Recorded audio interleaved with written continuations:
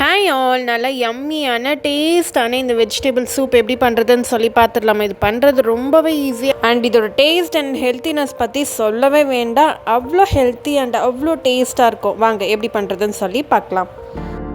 First அதுக்கு ஒரு பேனில் 1 டேபிள் ஸ்பூன் அளவுக்கு வெண்ணெய் சேர்த்துக்கிறேன். அது கூடவே பட்டை கிராம்பு சேர்த்துக்கோங்க. இது லேசாக பொரிஞ்சதுக்கப்புறமா அது கூடவே பொடியாக கட் பண்ணி வச்சுருக்க பூண்டு பல்லை சேர்த்துக்கோங்க. பூண்டு நல்லா லைட் ப்ரௌன் கலரில் வர அளவுக்கு வதங்கினதுக்கப்புறமா பொடியாக கட் பண்ணி வச்சுருக்க சின்ன வெங்காயத்தை சேர்த்து நல்லா வதக்கிக்கலாம்.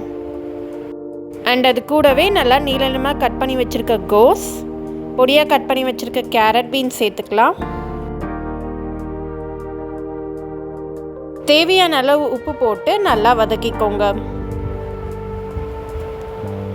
ஒரு 5 மினிட்ஸ் நல்லா வதக்கினதுக்கப்புறமா உங்களுக்கு எந்த அளவுக்கு திக்னஸ் வேணுமோ அதுக்கேற்ற மாதிரி தண்ணி சேர்த்துக்கோங்க.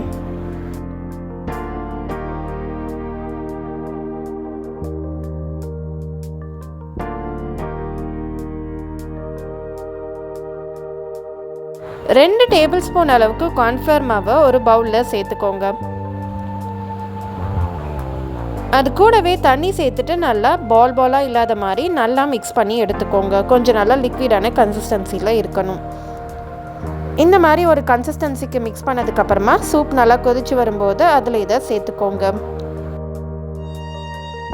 லேசாக நல்லா கொதிச்சு வரும்போது ஒரு சின்ன ஸ்பூனில் 1 டீஸ்பூன் அளவுக்கு வெறுமிளகாத்தூள், காரத்துக்கு ஏற்ற மாதிரி பெப்பர் சேர்த்துக்கோங்க. பெப்பர் நல்லா சேர்த்ததுக்கப்புறமா இதை நல்லா மிக்ஸ் பண்ணிவிட்டு ஒரு 2 நிமிஷம் நல்லா கொதிக்கட்டும். நல்லா கொதிச்சு வரும்போது பொடியாக கட் பண்ணி வச்சுருக்க கொத்தமல்லியை சேர்த்துக்கலாம். இதுக்கு மெயினான ஃப்ளேவரே பார்த்திங்கன்னா பூண்டு, அந்த சின்ன வெங்காயம் அண்ட் கொத்தமல்லி.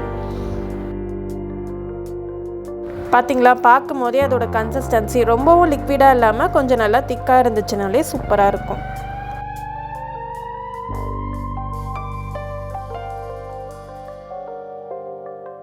அண்ட் கடைசியாக இது மேலே கார்ன் சிப்ஸை தூவி சாப்பிட்டோன்னா ஆஹா, டேஸ்ட் பார்த்திங்கன்னா நல்லா வேறு லெவலில் இருக்கும். ட்ரை பண்ணி பார்த்துட்டு எப்படி இருக்குன்னு சொல்லி மறக்காமல் கமெண்டில் சொல்லுங்கள். அவ்வளோதான் ஃப்ரெண்ட்ஸ், நல்லா சுட சுட யம்மியான டேஸ்டான வெஜிடபிள் சூப் ரெடி ஆகிடுச்சு.